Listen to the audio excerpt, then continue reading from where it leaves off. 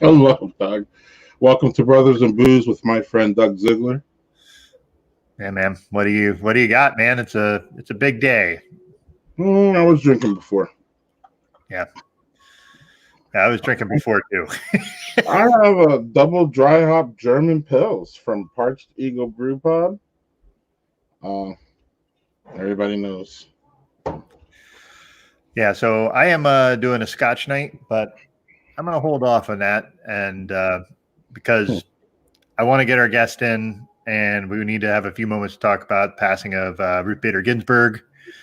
That's a pretty big thing. She's been a Supreme Court justice since 1991, I believe. So she's been on the Supreme Court for a long time, champion of women's rights, and just a battler, man. So, want to have an opportunity to talk a bit about her and talk about her with Renee, especially. So, well, without further ado, right? I guess. Yeah, I guess so. Sorry, I forced the issue there. Oh, yeah, man. You know the production that we do in the show is it's high quality as always. Top notch, man. I don't know. You really weren't on the script there, so we're going to have to deal with that in post production. But until you can reprimand me later. That's fine. Until then, we'll get Renee. Welcome, Renee. Well, it's good to get a laugh out of you before we, got the somber stuff. Yes. Feel a little pressure that every time I come on, like some nation-altering crisis is happening. Right, and we were talking about this on in pre-production. Last time we had you on, we still are kind of in the middle of a global pandemic. Mm-hmm. But we knew a lot less about, the whole everything. Actually, we knew a lot less about the virus, where it was going, how it was transmitted. We still don't know a lot, but back then it was really, really, it was big, and it was interesting because Renee wanted to come on, but she didn't want to come on and talk about the issues that Renee usually talks about when she's on, on podcasts, or she makes appearances, or she's just hanging out. Yeah. So we have her on the show. We're like, so let's book her again, Doug. And Doug's like, all right, great. And then that's the night that RBG passed. Yeah. Well, I'll say this. That at least relates a little bit to a lot of the things that I feel passionately about, because she was a warrior for those things a lot earlier than, she was a warrior for those things before I was born. So I am wearing my replica of her dissent collar. It doesn't really show well on camera tonight. Give a little nod.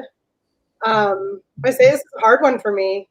And I kind of always knew, and I mentioned this to you guys before we started tonight, it's like, kind of always knew this one was going to hit me hard. And I've actually been setting aside money to be able to attend the state funeral since Obama was in office. And that's rough too, because of course we're still in a pandemic. So that's not a thing that's probably going to happen. But yeah, she's been somebody that I've looked up to for a very long time, and has influenced kind of the way that I view getting up and doing it. Right. Like, it doesn't matter. She got up and she went to work and she fought for what she believed in every day. She was in law school and being asked how she felt about taking away the spot from a man who was actually going to do the job. She showed that person, right? Because whoever didn't get her spot at Harvard definitely didn't go to the Supreme Court. But this is it's an inspiring story, and even the stories that you hear about the way that her husband was happy to just always be the support and take on what would normally be considered the wife's role. That he had his career, but he was always pushing her and supporting her, and just a very inspiring person. So it's rough, and the implications are a little bit scary right now. So, well, the interesting comment that I want to jump in here quick, and then Doug, I'll let you your role, is that you describe yourself as a feminist writer. So then obviously, when you say that, obviously one of the biggest people that you would look up to, or you would have up on your feminist mantle, would be Miss RBG. So I just want to I want to give it. I actually want to thank you for still coming on today with the news and all that. I'm being honest. I kind of didn't want to click go live myself. I might have said that.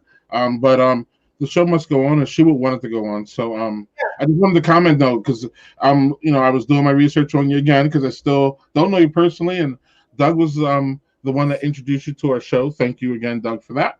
But but so then I feel I want to do research so that I know who I'm talking to and all that. So Right. I was looking on your website today, and then that's what that jumped out to me earlier today before the news. So then it really was something. I mean, it jumped out to me before, but it was just something like, oh, okay. It's interesting how people describe themselves. That's a real telling thing. So obviously, again, so hats off and thanks again for joining us and giving your perspective. It's a perspective that Doug and I would never be able to remotely even come into the same realm. So it's really, again, it's nice, and I thank both of you for making this happen. But Doug? Well, I just want to say too, I'm glad that we decided to do it. And I'm glad we're here doing this, bringing some positivity in, and talking a little bit about Ruth Bader Ginsburg too, because 2020 has been like, we spent enough time feeling like shit this year, so. That's our friend Bob. That's our friend Bob Steen talking there. So who's making? Tiki God, what's up, man? Yes, sir. Yes, sir. All right, Doug. So I just wanted to say I mentioned earlier that in our pre-production where we were just kind of floored by the news, and as I said before to Renee earlier, like there's a collective giant fuck yelled out in our house when I showed Jill that, but as I told her, we were before the show, I was out there in the kitchen and I looked at her and I just said, listen, we're not going to give up hope. She fought her ass off. She had cancer multiple times and just kept going to work. She was signing Supreme Court business when she was in the hospital. Like, that woman just deserves all the respect. And I think we should do a toast in her honor and just think that, just talk about a woman who really just kicked ass and really stood up for a lot of things before people really stood up for them. So yeah, I'm going to do a little bourbon as a toast here. So cheers to her. Cheers. R.I.P. Cheers. Like I said, I'm going to light my Ruth Bader Ginsburg candle for the show tonight. I've had this for a couple months actually and haven't found a good enough reason to light it. And I guess that's a good enough reason. So I think so. Mm-hmm. Ooh. Yeah. Inspirational is definitely a good word. So what was in the glasses here? All right. What was just consumed in the toast? Oh, I got a Woodford double oaked. Sorry, there's something going on with my notifications. That's me. I don't know how to make it stop. That wasn't me. I know that. I've got oh my goodness. I can't turn it off. I'm so sorry. As we say, production on this show is top notch. Oh my goodness. This is great. Let's focus on her. Right. Hold on. I'm just going to tell him, please stop. So when I was drinking, Greg, I just did a shot of Old Forester bourbon, just as a American style bourbon, nothing fancy. Okay. No, my stuff is Scotch. That's the only bourbon you'll see me drink. I was gonna say no Scotch. I mean, I know you got Scotch. Yeah, but if I'm gonna do I did a shot of it. I didn't do the thing is with Scotch. Scotch is not shot stuff. That's sipper stuff. So, Renee, what were you doing there? Sorry, before I interrupted myself, I'm doing a Woodford double oaked bourbon with some ginger. I actually had my husband make this for me, so I'm not sure what ginger we're using tonight, but it's delicious. Like fresh ginger we're talking? Ginger beer. Okay. We also have this thing that's like a vinegar liqueur or something. I've never heard of it before. It's got ginger in it. And you can drink it straight or you can use it in cocktails. And we tried that and it's amazing. So if you find this in one of your little fancy shops, definitely try it if you like ginger. So it's a vinegar, like a bitters? No, it's a mixer. Oh. And they said like a lot of people use it if they are sober and they want to like have the experience of a cocktail. They'll just do it with club soda. We tried it out. It was great. Put some vodka in it, put some bourbon in it, whatever. It's going to be great. Like it was a different kind of ginger flavor, but it was really cool.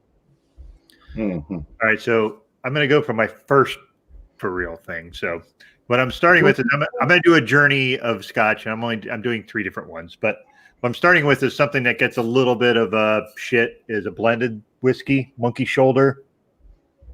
So you hear a lot of people who are purists and they want to do the single malt all the time. But what you're looking at when you get something that's a blended malt whiskey, you're getting a lot of different notes and flavors, and it's generally a lot smoother. So it's a little more palatable to folks who are just starting to drink Scotch. I wouldn't recommend jumping into something like from Islay because that stuff is super peaty and super smoky, and I'll have some of that later because that's my jam. But I'm going to tell you, if you want a pretty reasonable entry level, I bought this, I think, for $34, which for Scotch that's not expensive. That's pretty entry level for Scotch. Now you can get cheaper stuff. You can get your freaking Johnny Walkers and all that stuff. Or you want to go Irish whiskey, that's even cheaper because it's pot stilled and doesn't take as long. But this is just a batch, and this is all Speyside mixes. So there's a bunch of regions. There's 6 regions for Scotch. So Speyside's one of them. Islay is another. Highlands, Lowlands. We can get into all that, but I just wanted to start with something that I think gets a bad rap is the blended stuff. I think if you're looking for something that's inexpensive and really smooth and yummy, I think this is the way to go. So these are your kind of dirty glass gang again. So you cleaned my shit today. Yeah, I tried, but again, my water softener is for shit and it's 20 years old, so I'm getting that replaced soon. But then maybe it'll actually be nice. But also, what I do with this that I learned when we were in Scotland was, you take a little bit of water and just put it in there, and that generally will open the aromas. And I'm going to tell you, go there, and people do it all different ways. Some people take like half a glass of water and pour it in, and I'm like, but the recommended is to just put a couple of drops in, and that way it opens up the nose and opens up some flavors. And it also depends on which whiskey you're drinking. So sorry for the diatribe there. I have a little try. No, I want to hear more. Actually, I was going to ask. So, why after? See, we did a thing with the blended whiskey, with Monkey Shoulder and stuff like that. Is you're going to get tiny notes of different stuff that, like Speyside, is a little more floral. So you get the floral notes, but because you're mixing it, you're also getting different notes that make it. It's definitely identifiable as Scotch as opposed to, it doesn't have the bite of bourbon. It's never going to be the bite of bourbon, even when you get the super peaty stuff. The peaty stuff just makes it very earthy.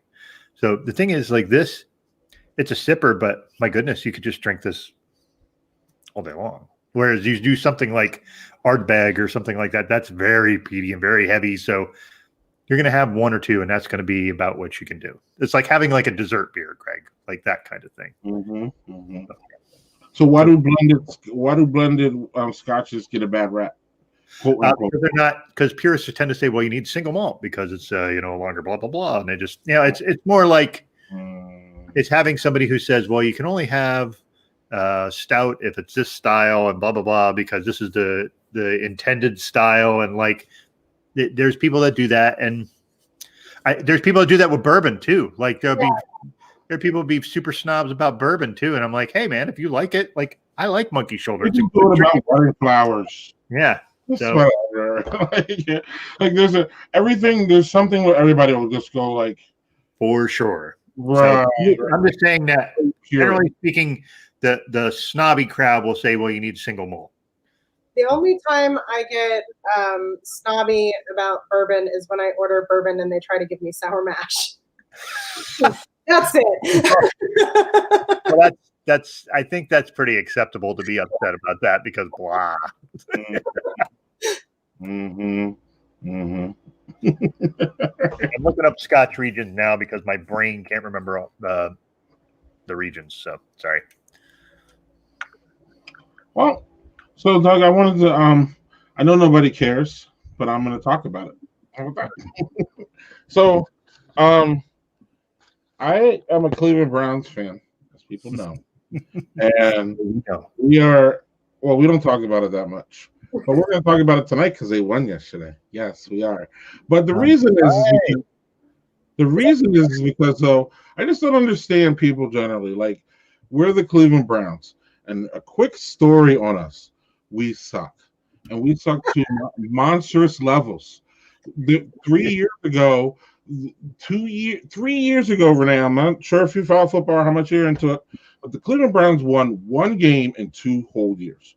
One game in 2 years. So you get a whole lot of draft picks and a whole lot of coaches go through. We've had 4 coaches in 4 years. And it just seems like the Browns can't even win without people hating on them. Why do you hate on a team that sucks so much? Is what I will never understand. I will never get it. Like we got one of these wins is probably like our 7th win in like 3 years or some bullshit. And people are like, you guys like I just won't understand. You let us enjoy the win. My Baker Mayfield love and Oh, all these motherfuckers. Yes, and I love it and it's great. I just don't know. You can keep your again. I thought we had enough hate for Dallas, and at least Dallas does something like get to the playoffs and choke. The Browns don't do anything. So why would you even hate on a team that does nothing? Maybe someone can put it in the comments or answer. I just want to know because I'm enjoying my win. I don't care if it was against Cincinnati or Cincinnati. I really don't care who they beat. They beat somebody. 2 years ago, they weren't beating anybody. You're a true ride or die fan, is what I'm hearing. Excuse me? You're a true ride or die fan. I'm with my team, man. My team's the Jaguars, and they beat the Colts last week, and they were like, well, they only beat the Colts. I don't give a shit. They won a game. Great. I was a fan of the Oakland A's when they couldn't win. Like, they couldn't win if the other team forfeited. So, like, I get it. Right. But Doug, they'd be the first to say, well, you didn't beat Indy if you lost. So, like, you know what I'm saying? Right? So well, it was just Cincy is what I heard today. Okay, great. Wonderful. Yeah, but Cincy's got, I'm going to tell you, they saw that Joe Burrow kid. He's pretty good. Well, and great. And next week it's that Washington football team. So if the Browns beat them, football team. Right. Renee, I don't know if you're a sports person at all, but Washington nixed their old name, which was the Redskins, and decided that they would only be named the Washington football team right now until they figured out another name. I hear that. I heard that they got rid of the terrible poor name. I did not hear the Washington football team. That's funny.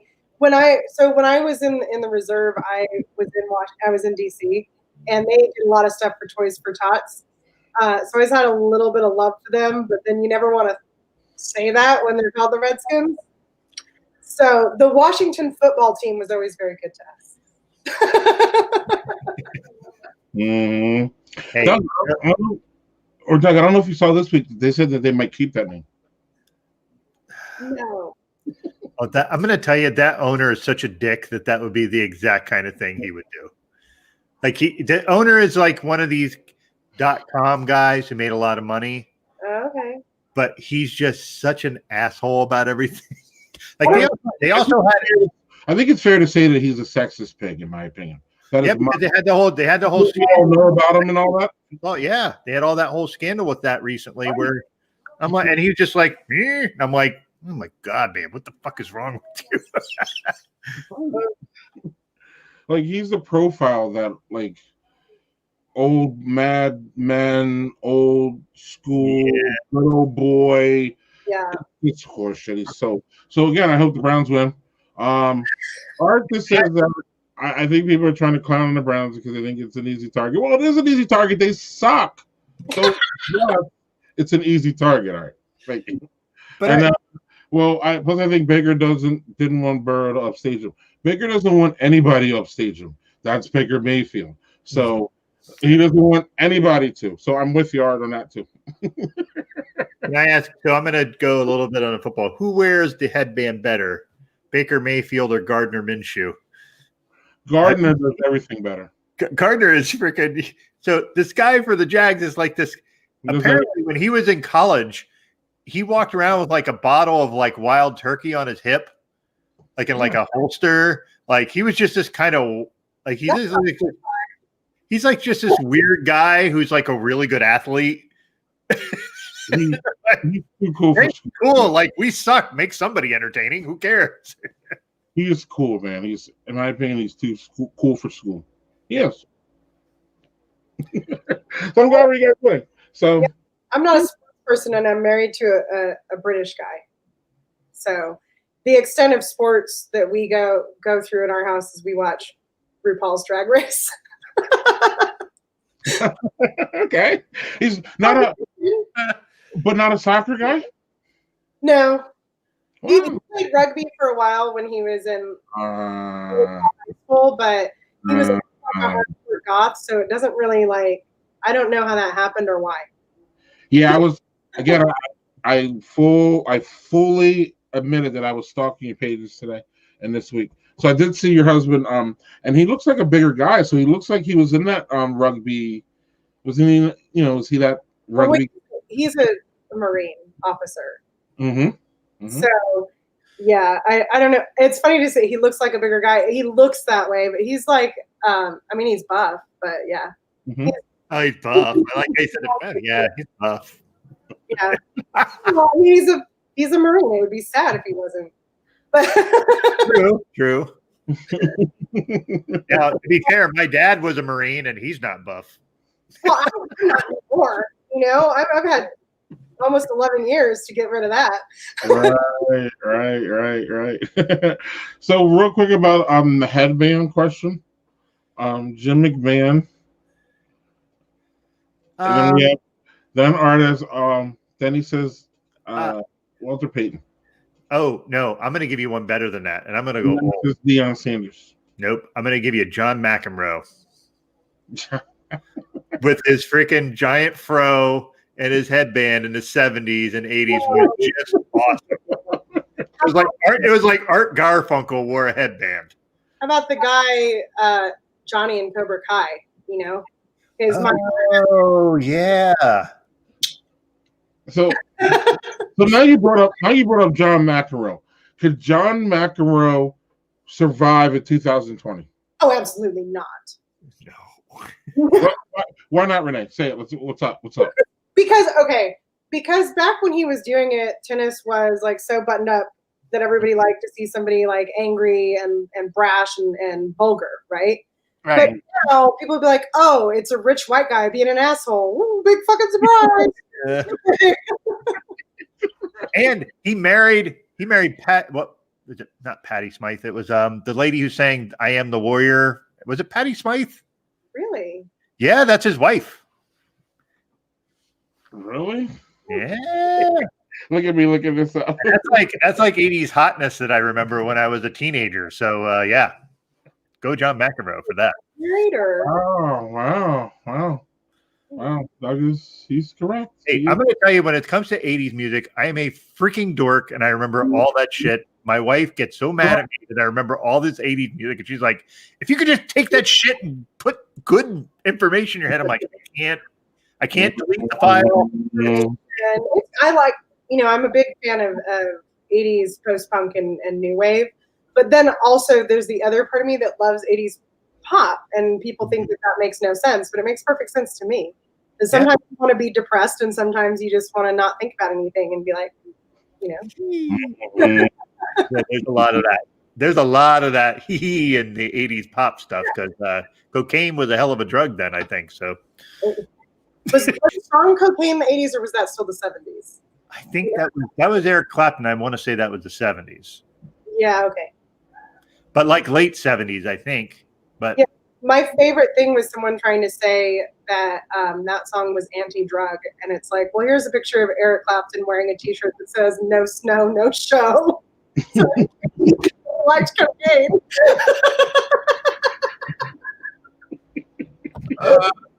Oh man! pretty freaking public about his issues with coke and everything, and I'm like, anti-drug? What? One of his most is about like different shoes because he was so fucked up. It's like, come on. What was the stupid ad campaign they had for MTV where it was like the anti-drug thing? Do you remember that? But all the guys they had on the ads were like, just like they looked like they were coked out doing the ad. It's like with the needle still in his arm, or yeah, it was like Vince Neil, like rad rockers against drugs. That's what it was. Oh yeah, because Vince Neil. It was like just Axl Rose, like, oh yeah, that guy. Let's play him on there. The most well-known straight edge musicians of all time. Mm-hmm. Yes. Axl Rose, right? Oh, is it time for a video, Doug? I think we need some levity. Let's do it. Or is it time for a sponsor? Which one you pick? Do the video first. Video. All right. We got sponsorship to talk about tonight. Oh man, this video. This video. Okay, hold on. We got it. You're either gonna laugh your ass off or just be really sad afterwards. It's gonna be one of the two things. It's something. And here we go. Something. Here we go. Okay. Let's see here. Right there. All right. Are you serious? Stop recording now. Washington. We don't have to. You just rushed me. Can you get her? She just rushed at me. She recorded me. Can you get her away from me? Mom. Get away from me. Stop fucking recording me. I got that one. Stop recording us. We're getting food. We're trying to leave. Go out. I don't even know what to do with that. Yeah. Oh. Go that way, cunt. Enough recording. Stop recording.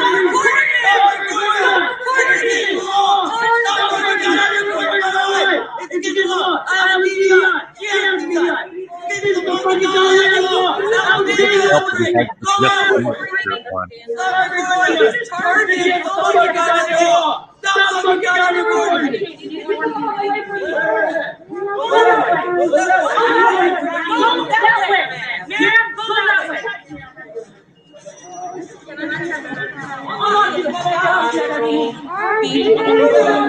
Can she go away? Can you get her to leave us alone? Get her to leave, please. No, get her to leave. She's in the orange. She will not leave me alone. She keeps coming next to me. I'll fuck her up. I will punch her up.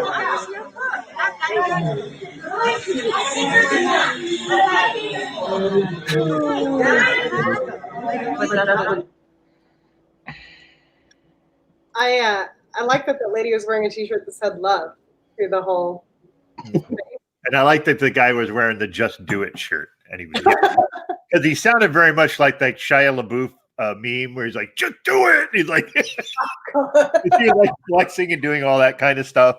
Like, yeah. Oh God. So, two things, because I know like I have this weird thing that, someone brought it to my attention. I haven't been able to like quite get it off my mind of like a lot of these videos and pictures that we make fun of like take place at Walmart.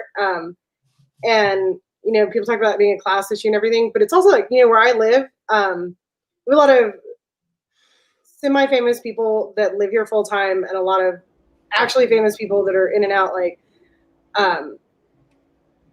Aquaman, Jason Momoa is like in and out all the time and stuff. Like you will see him at Walmart here because it's literally the only place. So it's kind of, I always feel a little bit like, don't make fun of Walmart. Some of us don't have an option.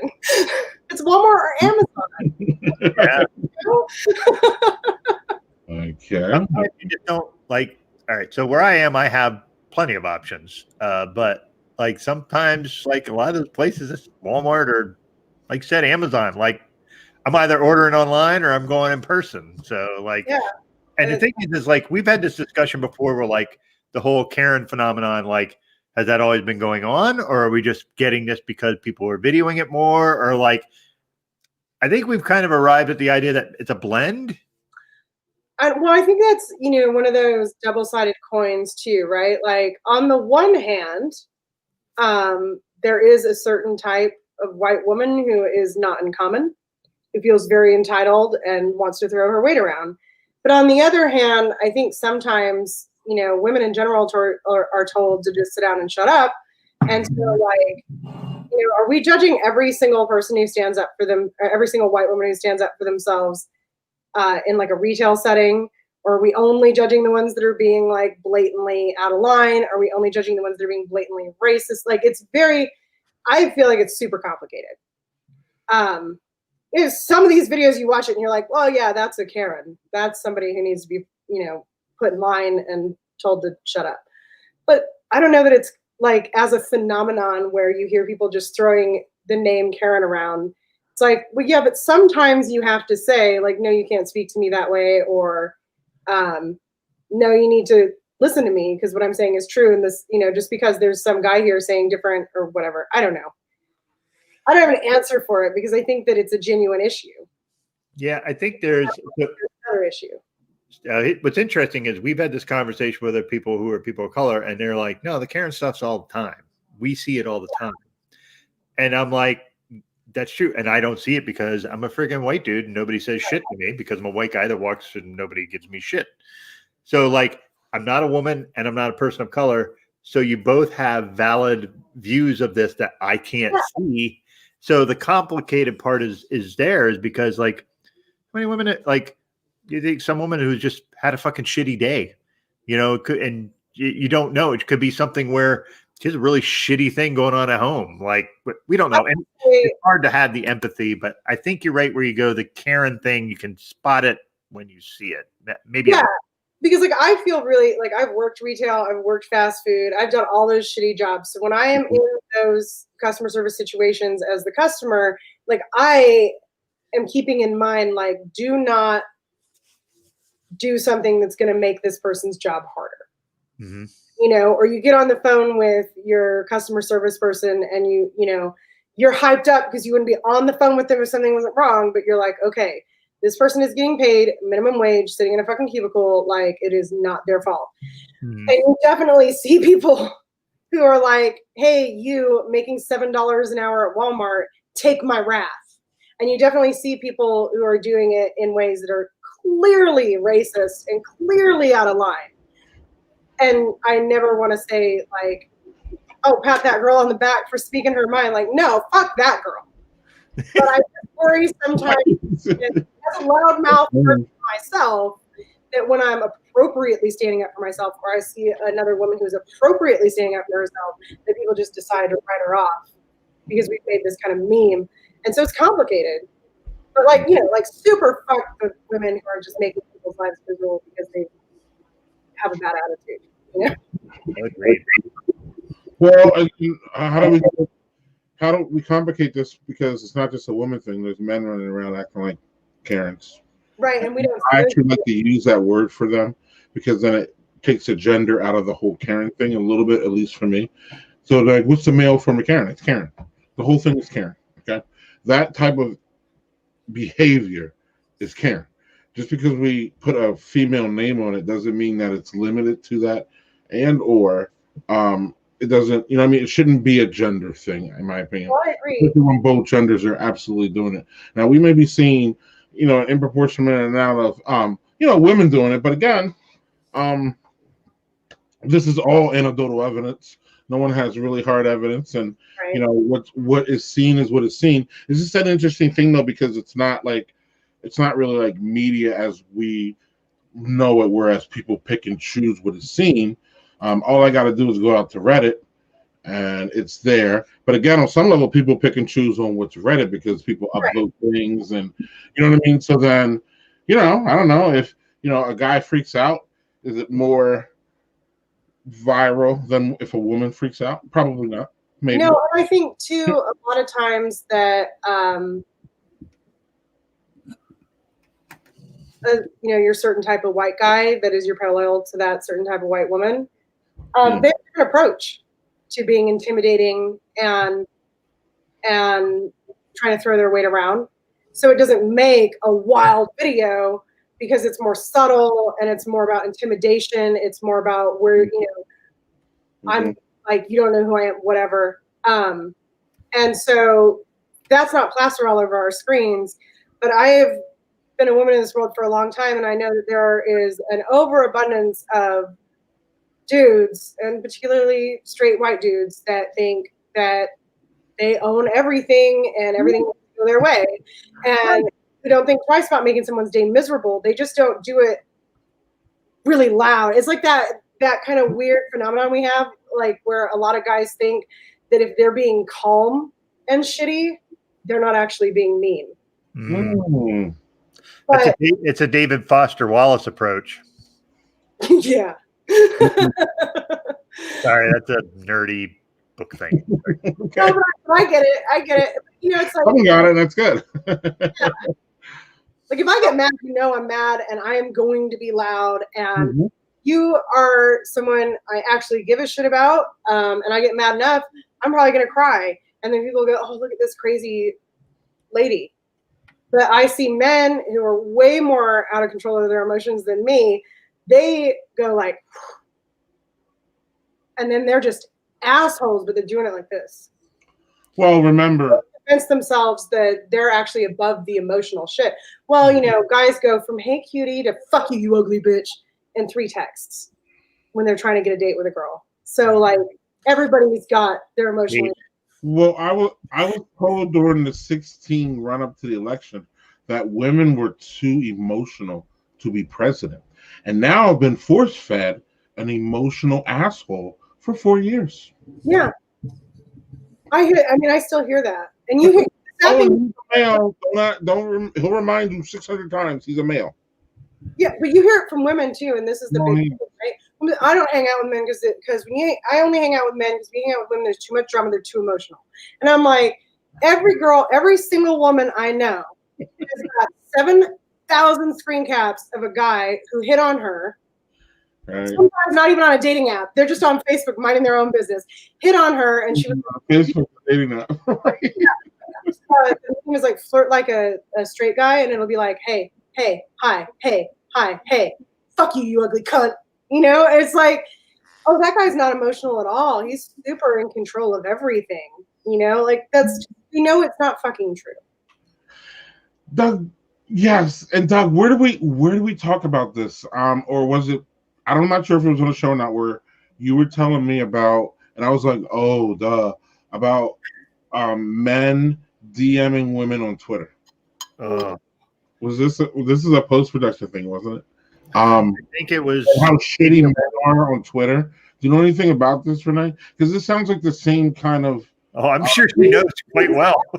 It's Facebook, it's Twitter, it's Words with Friends. I shit you not. A friend of mine is a journalist for KQED Pop, and she did an article on this. Women are just trying to play Words with Friends, and they're getting these kind of crazy DMs. Not a joke. And I'm laughing, but I've had it happen, and I have a very public marriage.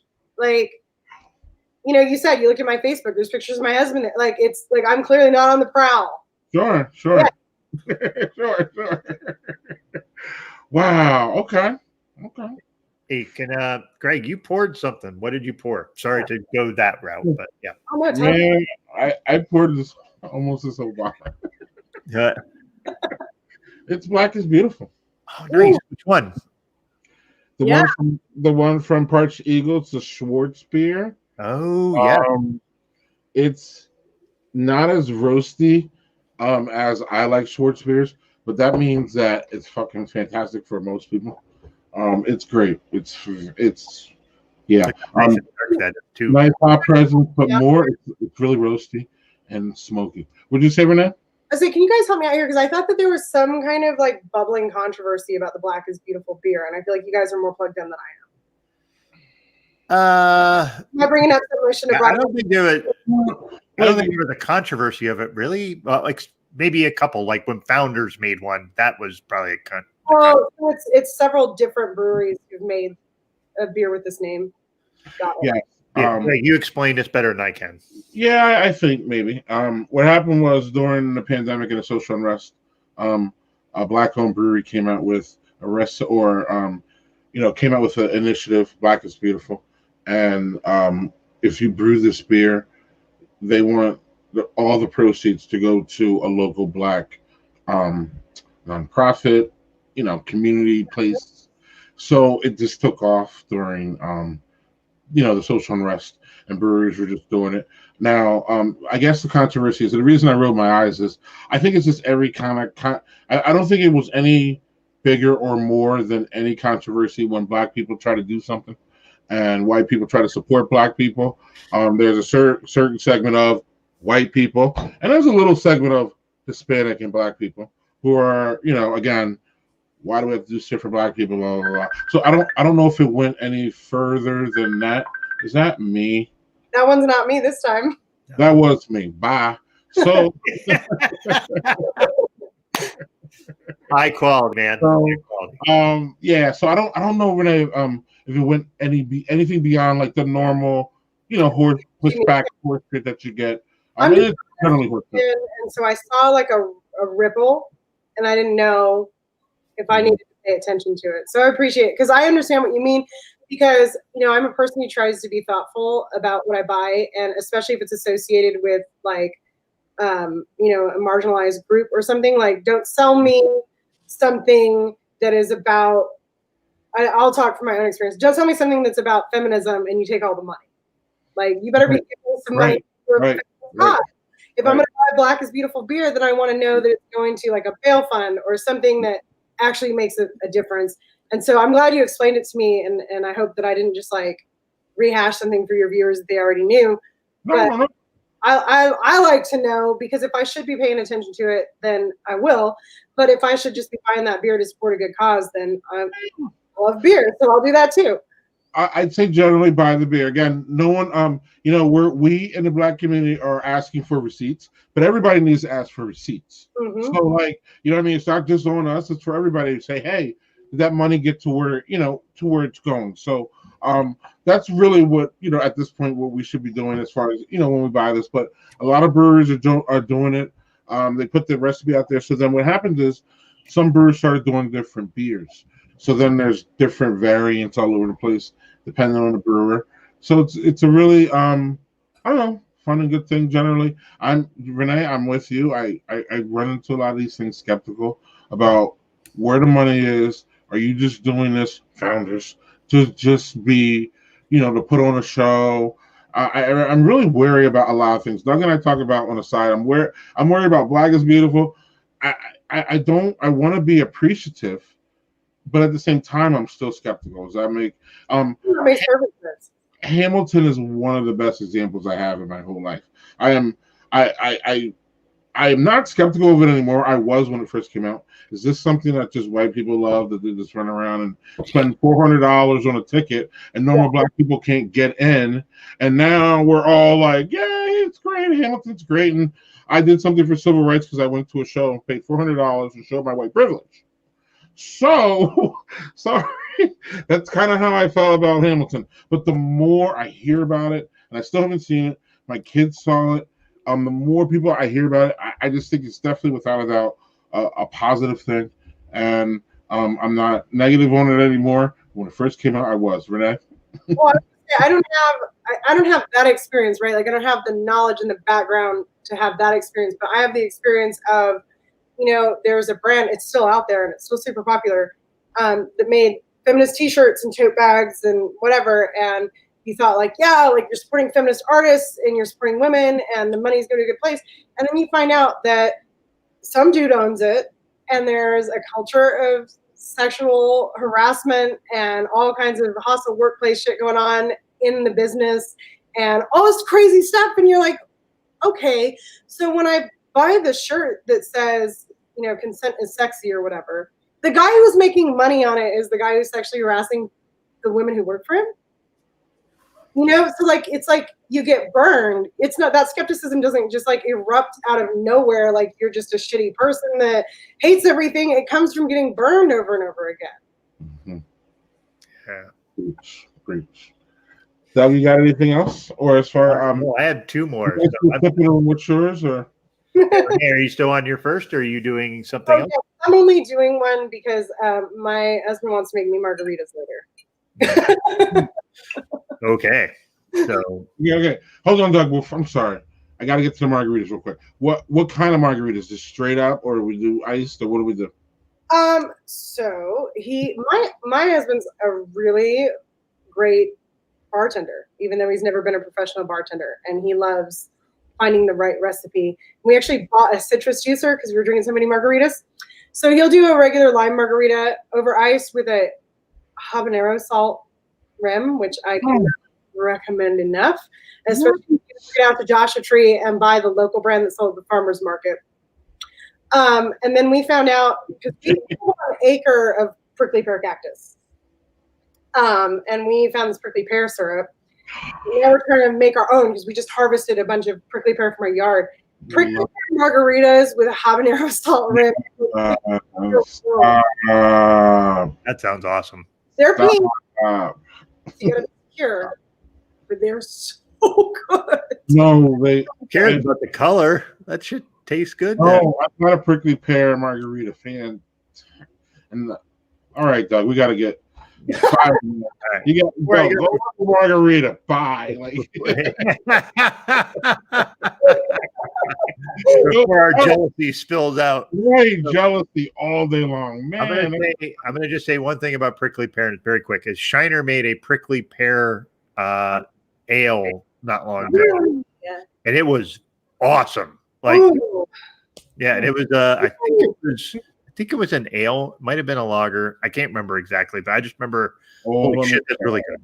Look that up. Prickly pear, something from Shiner. We moved here a year ago, and when we moved in, all the cactuses were blooming, and it was gorgeous. And then they all turned into this beautiful fruit, and we're like, yeah, so we're gonna pick one and cut the stuff off. And then, like, my husband had cactus spines in the roof of his mouth, and we're just like, what? Like, they're all over your body, and it's just not worth it. But we found out what you do, because and props to our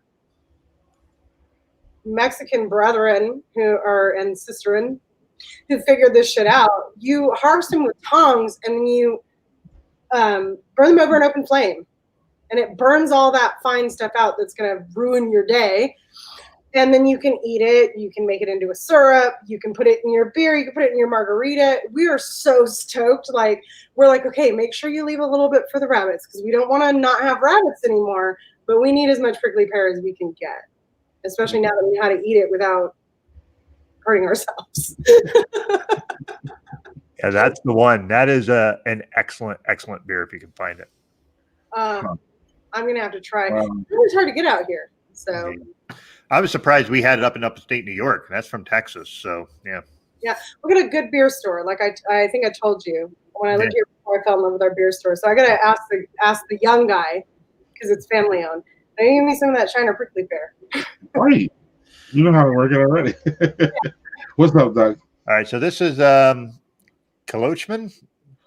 Showman. I'm not sure how to pronounce. I fuck up the Scotch distilleries' names all the time because I'm a dunce and don't know how to pronounce it. So this one here is an Islay single malt. So if you notice, like, I had the blended one earlier, and you look at the difference in color. Oh wow! Like, that's just the blended one is, because it's blended, it's going to be a darker color.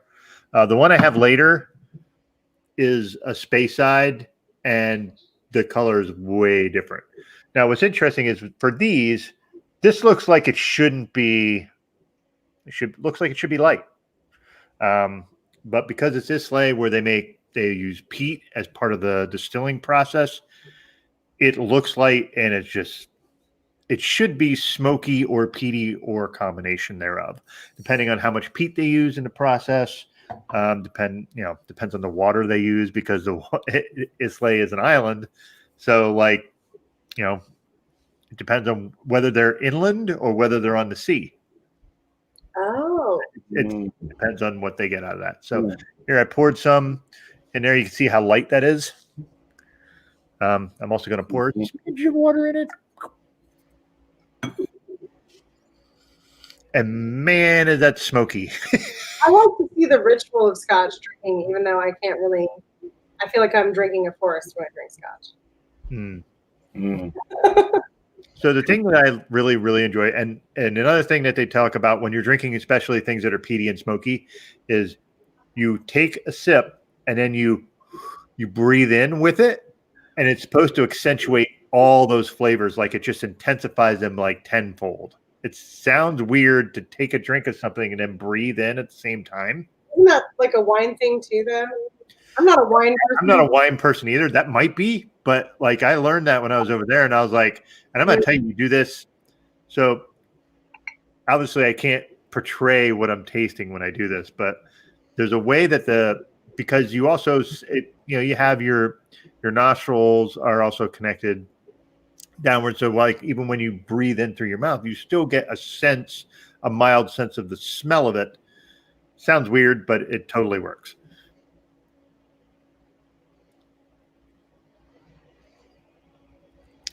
Whew. Ah. No, it is so good just to do so you taste it even if you don't do that.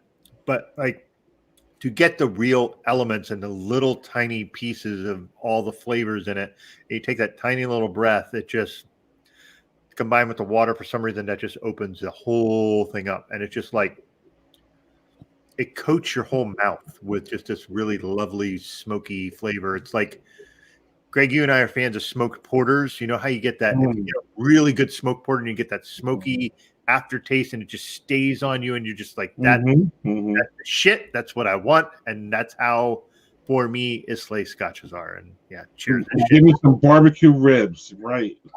You guys have access to Carl Strauss beer? What's that? Carl Strauss beer. It's not unless I'm on the road. So, because what you're talking about is like that, like breathing the flavor is how I think of their Wind and Sea wheat beer. I dream about that beer. It tastes like grass in summer, but like in the best way. And I don't really know how to explain it, but it is that thing of like when I drink that beer, I want to hold the flavor in my mouth after I swallow. I want to breathe it in and enjoy it. I'm not going to like shovel my food in my mouth, even if it's the perfect pairing. Because if you ever have a chance to go to one of their brew houses, they have amazing pairings that they'll bring, tell you with it and everything. But Wind and Sea is like that, where you want to smell it and breathe it in and just enjoy this like perfect encapsulation of something that you never thought you'd want to drink. But once you drink it, you're like, okay, give me a growler. Let's go. Like I'm taking that home. Amen. Yeah, that's how that is. Like there's a warmth to that. I mean, Scotch is generally like bourbon. Like sometimes you get bourbon, you get the burn for the warmth, whereas Scotch is a much more, I'm gonna say nuanced. That's not shitting on bourbon. It's just there's a lot more layers going on with the warmth that goes on with it. It's just because it's made differently. That's all. I get that you don't want to start a fight with me, so I respect it. different strokes for different folks. Like I just for bourbon, it's like that Old Forester is a good bourbon for me because it's not. I don't get that aggressiveness. I'm not a big fan of the burn, which is why I think it surprises me that I love bourbon as much as I do. When I put liquor in a flask, because you can't mix in a flask because it's going to ruin your flask and you can't whatever. There's very few liquors I'll actually put in it, and it's like some very specific rums. It's like 2 bourbons, and that's it. And that's why I don't really carry my flask because there's not enough stuff to put in it that's actually good straight out of a metal container. But I get what you're saying because that burn is not my favorite thing. But for some people, that's part of it. For some people, that's actually absolutely part of the bourbon experience. And I'm like, okay, yeah, and I want a good bourbon. Like that's what I'm. That's the price I pay for bourbon. That's how I feel about it. You know? Apparently, Manny disagrees with Doug. Bourbon is beautiful. Take that back. It is. Hey, bourbon is beautiful and a mixed drink. Yeah. And I was tonight because I'd be done. But I was saying that in pre-production about tequila. In the house there's only Blanco, and I only drink Añejo, and that's because it doesn't have that burn that Blanco has, and it also has that oaky again woodsy thing that I'm looking for too, Doug, especially in hard liquors. There's no question I'm looking for the smoky and the roasty. So you guys talked about smoke earlier, and I never had mezcal before. I had a really wrong idea about what mezcal was, and then I went to Mexico, and I was like, nobody told me that mezcal was like the bourbon of tequila. Like nobody told me. I've been just skipping on mezcal this whole time. Can I suggest something to you? Is to take mezcal and mix it with an Islay Scotch. I've had cocktails with that. A cocktail, not like just mix the two liquors together. Okay. But have your husband look into that. I'm going to tell you, you mix those two together and you get this gorgeous smoke flavor throughout the whole drink. I will do it for you. Yeah. And now the one I had was specifically Lafroig was the one they mixed with mezcal. So Lafroig, all right. So let me get this straight. Mezcal tequila is a hard alcohol made in a certain area, and mezcal is tequila not made in that area. It's the opposite. So anybody can make tequila. If you have an agave, you can make tequila. If you make mezcal, the Mexican government actually has like a whole thing to be approved. Okay. Oh, okay. So it's the okay. So it's the flip. Got it. And the flavor is different. The flavor is different. I don't mind tequila. I like tequila. Like I said, I love margaritas. But mezcal is different. And it is, I believe, I don't want to talk out of my ass, but I believe it is also from the same agave plant and everything. But it's just done in a different way. And there's a very strict control on what is allowed to be called mezcal. But like tequila, you have young mezcal, gold mezcal, blanco mezcal, etc. My Spanish is too terrible for me to say it in the proper terms. Just excuse me. But yeah, and I fell in love with it in Mexico City, and it's actually kind of expensive because it is super regulated. So the imports all come through Mexico. You're not going to get some guy in Brooklyn who figured out how to make it. That's just not a thing right now. Gotcha. So it is long overdue, but it's time for our sponsor, Renee. And you've been here, so you know how this goes, right? You're our sponsor. That big beer I drank last time. You're our sponsor. So you get to talk about anything you want to talk about at the moment. I'm going to put up your website. I'm in, let me find my camera. I'm in this anthology, which is the Lockdown Anthology, Stories of Crime, Terror, and Hope During a Pandemic. And I know, okay, I hear you.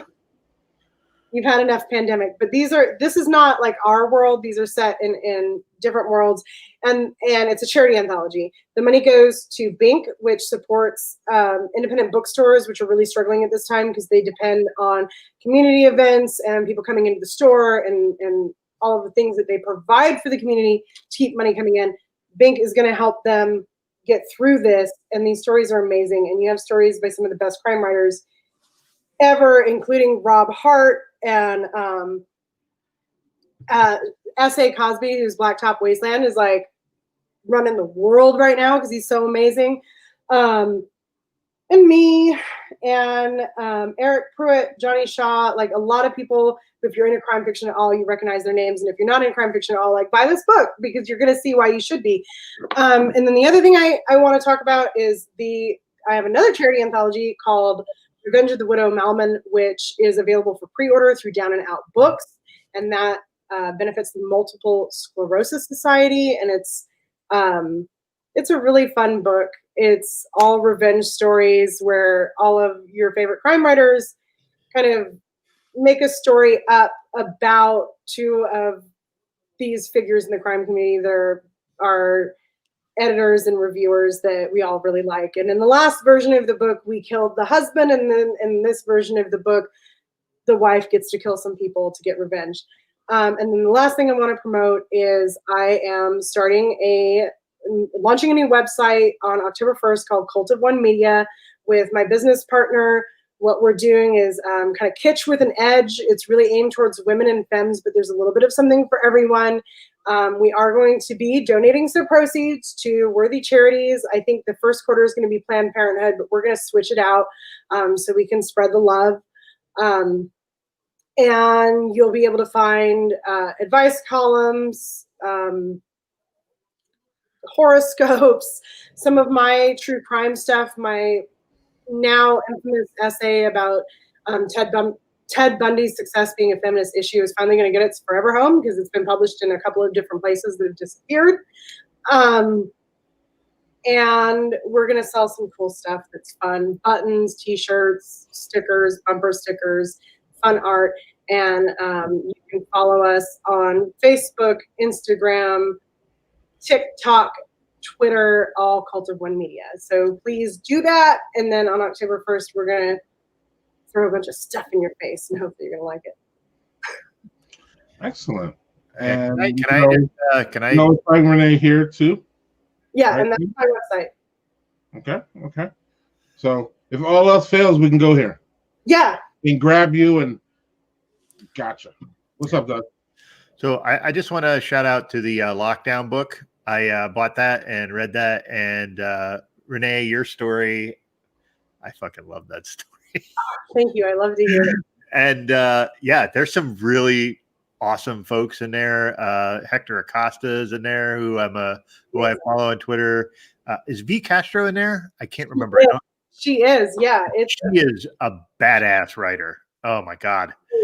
And I think was Gambino in there. Gambino's in there. And Gemma Moore, who I think Gemma or Gemma, I don't know how to pronounce it, but I just picked up her White Pines book for Jill because that's set in the Scottish Highlands. So lots of great authors as well. Angel Lewis Cologne is amazing. Jen Conley is writing stuff like it'll blow your mind.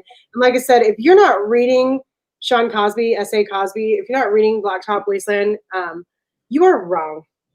I have never read an opening to a book that blew my mind and excited me the way that that book excited me. It was a car race. And let me tell you, writing cars is like writing sports. Like it's really fucking hard. Yeah.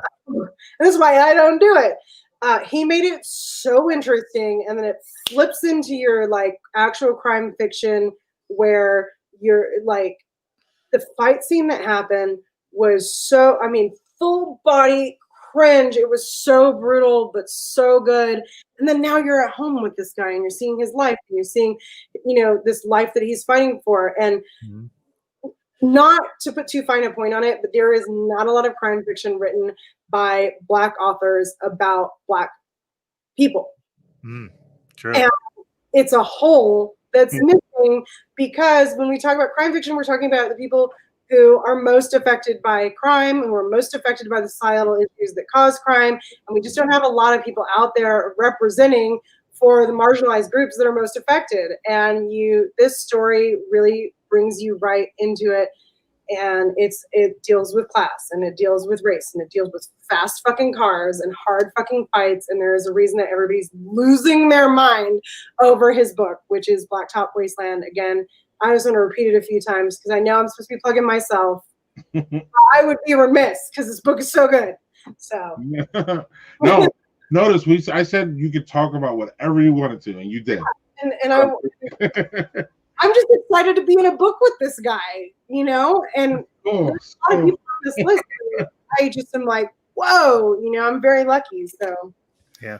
And Rob is someone who I respect too because his book, The Warehouse, is like, holy fuck. Yeah. Did you read McKenna books before he? I did not read those. I did talk to him a bit about is it Ash McKenna, right? Yeah. And I talked to him very briefly about that, and but he pointed me towards some other authors because I had some questions about. I had mistakenly thought that Ash was trans, but Ash is not. No, yeah. And I was like, okay, great, thanks for clarifying that. And he pointed me towards some other authors because I wanted to start supporting trans authors as well. And definitely do that, right? But I want to say what I love about Rob's book is the first one, which is called New York, takes place in New York. And there's a lot of genre shit in it about, the guy is motivated, Ash is motivated by the death of a woman that he loves, and that's how he becomes an amateur detective. And there's a lot of that in there. There's a lot of really amazing stuff in there too, but through the books, and then he goes from New York to, I'm going to screw this up, but to Portland, somewhere else that I forgot, and then ends up in, I think, Russia. Like, it goes, every story is in a different city. But Ash grows, and Ash learns, and Ash encounters people that challenge his views. And a lot of times in series, what you get is the same thing over and over and over and over and over. And he really took a chance and created this full character who learned from his mistakes, learned from his experiences, learned from the people he encountered. And it's so worth it. Not to take anything away from The Warehouse, which is amazing, but it's a completely different thing. Write that book and get paid a lot of money for it, and it's because he did these amazing books first. Yeah. But The Warehouse was like, that's a completely different kind of book. It's not crime fiction at all. No, and he did it superbly. I got done reading that. It's one of those books where you read it and you're just like, I get exactly what he's doing, and I feel icky because I can see how that can happen. Yeah. And it's happening. Even his zombie novella, which I think was one of the first things he published, called The Last Safe Place. It's a zombie story. You know what you're going to get, and then you don't know what you're going to get. And he's a very talented author, and he's a very good dude. So, I can't be jealous of his success because I know that nobody in the world deserves it more than he does. And hopefully someday I can persuade him to be on here, because that would be awesome. I'd love to pick his brain about some things, and he's a big bourbon guy, so that would be fun too. I actually got to host a podcast with him for a few months. Yeah, I remember it was Books and Bourbon, as I remember. Yeah, Books and Booze, and he finished out our series with us, and then for a short time we did the Lit Reactor podcast together, but that just never really took off, unfortunately. Yeah. He's a wonderful guy. Yeah, Books and Booze.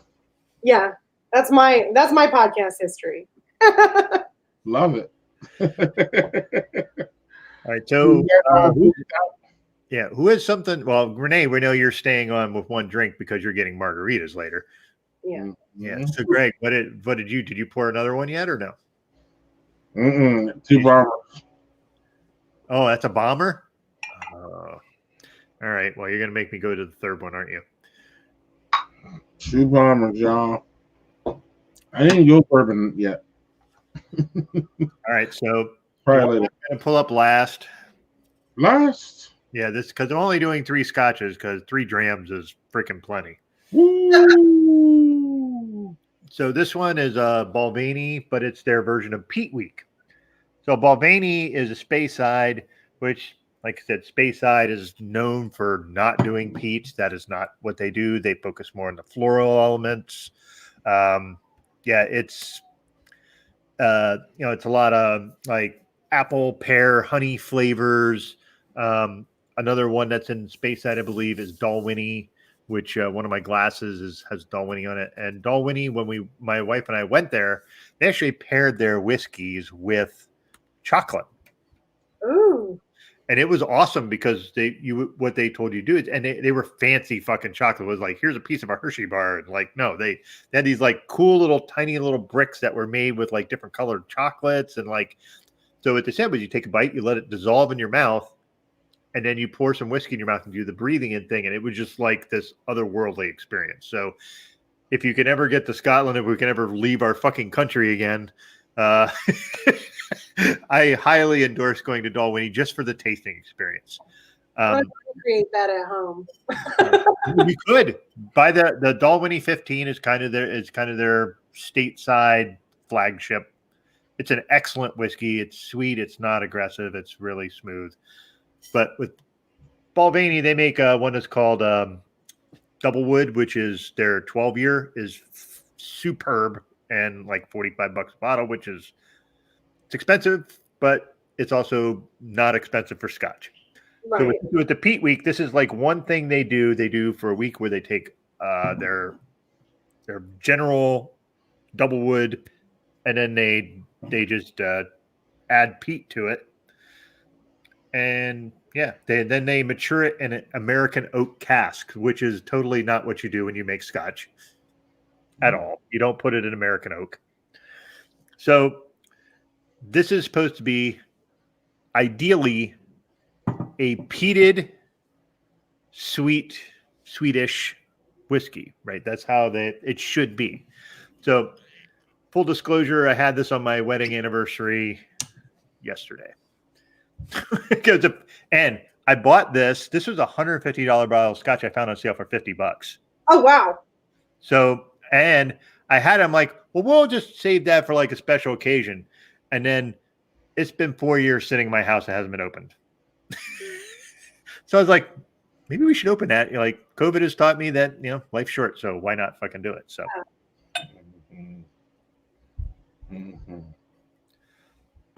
So there's so if you compare that, all right, hold on, let's do a little quick comparison. So you have, this is Speyside, but it's still, it's kind of dark. And you look at the difference between Islay and Speyside. Even this is peated and this isn't, like it's just different. So we're a little bit of the water in there as I do. So here we go. On the nose, it smells a little bit peaty, not much, mostly sweet. You get the aromas of what a Speyside should be. So you get that on the nose. Like I said, a smidge of smoke, not much.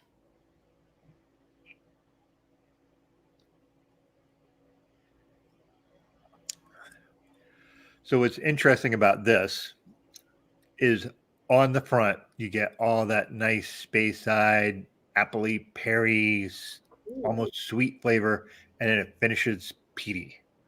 So it's like this really nice sweet, just goes right into this smoky, peaty taste at the end. It is unlike any scotch. I had this last night, and I was just like floored because it's not like any scotch I've ever had. Because usually if it's peaty, you get peaty up front and all the way through. If it's Speyside, you get sweet and you just kind of meander off. Or, lowlands, highlands, they all have their certain characteristics, but they're consistent. It's like, I'm going to make this and this is how it is. That's why taking Balvenie, which is a excellent freaking scotch on its own, and then adding peat to it, and then, finishing it off in American casks, that's not a normal thing for them, but it's absolutely delicious.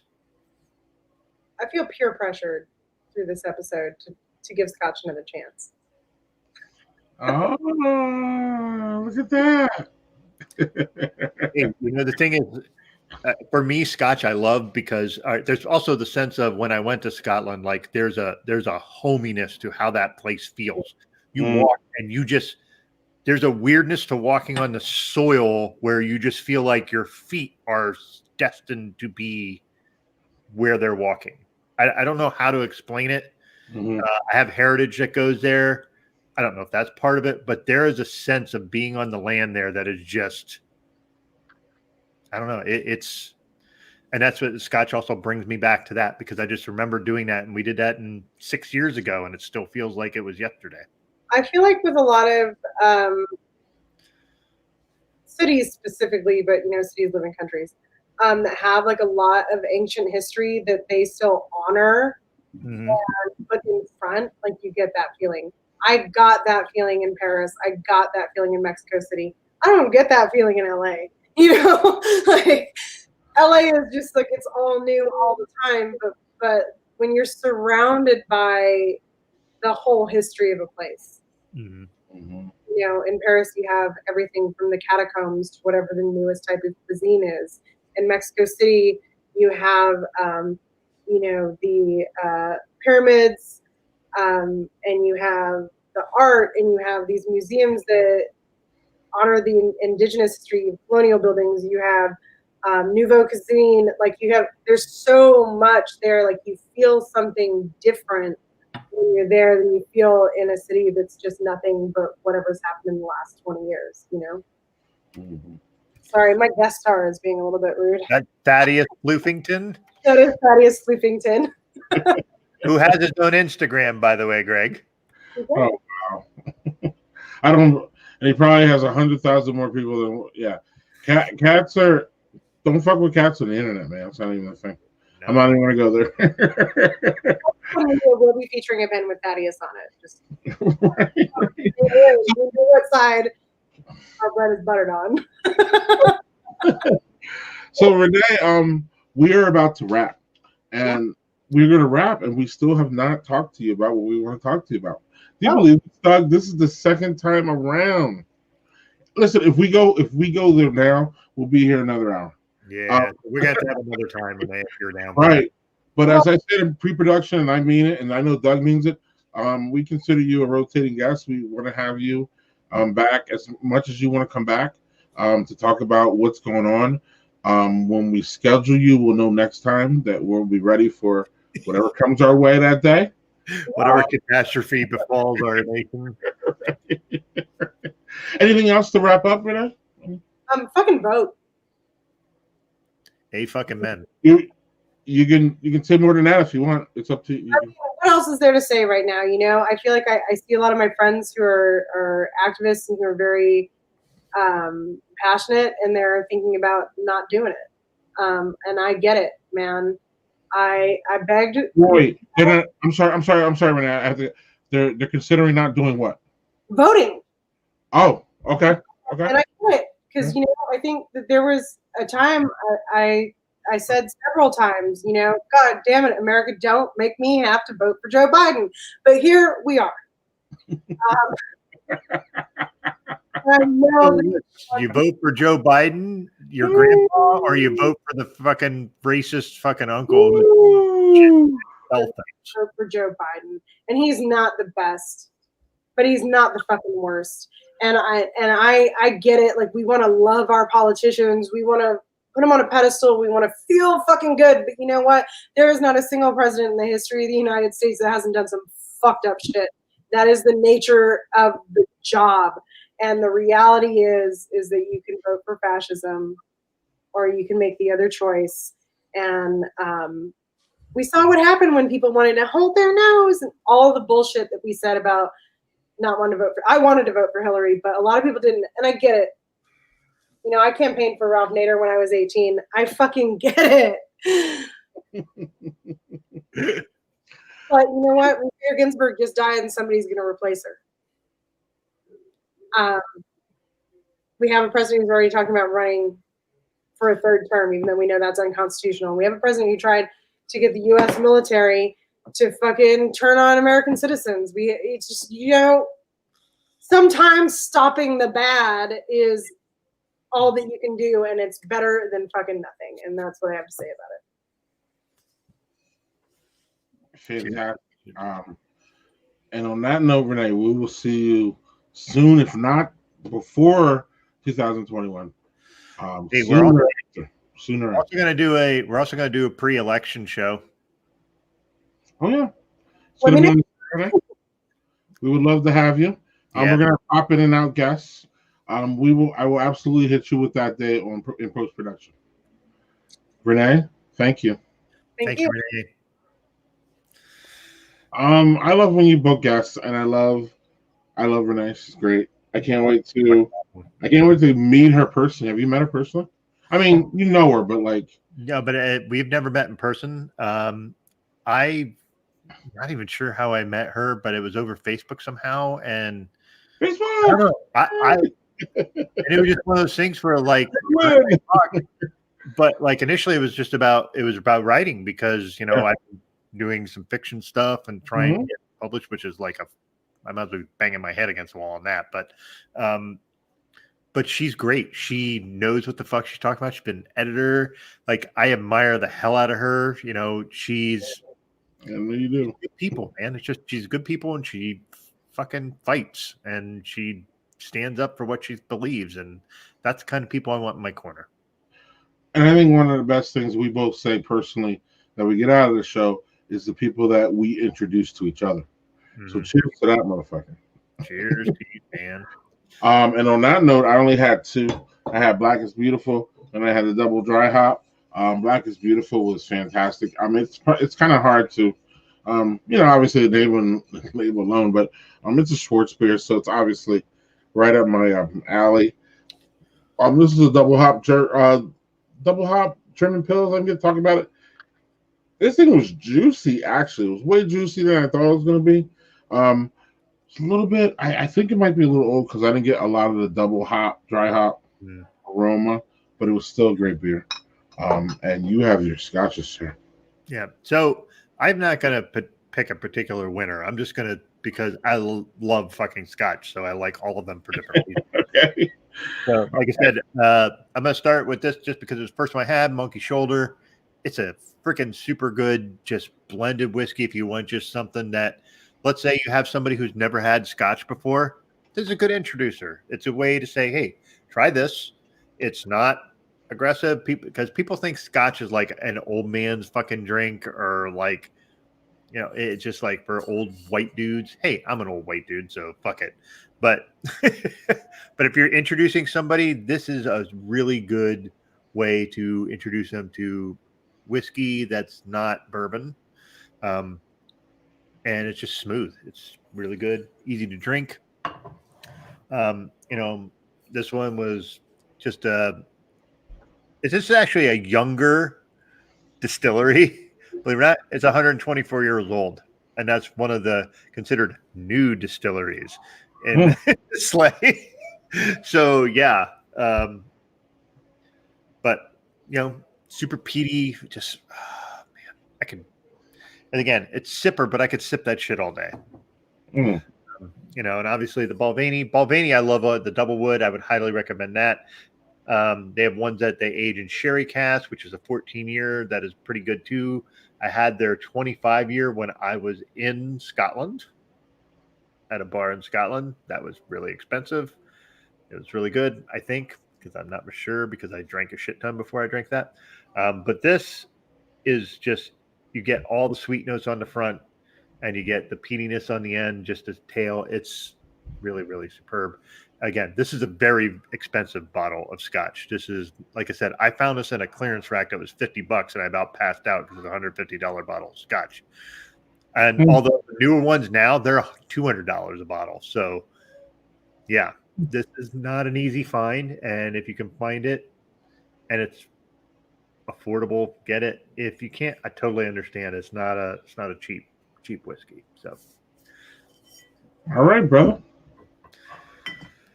Cheers. Cheers, man. I'm going to save who I know who our next week's guest is, but I'm going to save it. I think we should be cautious because we've had an interesting month about our guests, so we'll save it. But it's another one of Doug's goodies, so I'm looking forward to it. And then we in October, little tease, we're going to see a lot more Casey in October. So if you came for Casey, it's not on today's show, but you'll be seeing him soon. No worries. No worries. For sure. Because we got Casey fans, man. I don't know if you know, we do. So. We do. Well, Casey's a fucking great guy, man. I know, but he was here like 2 seconds and he's got fans, and I've been here for fucking 2 years, and whatever, Doug. We'll see you soon. Cheers, everybody. Cheers. Cheers. RBG.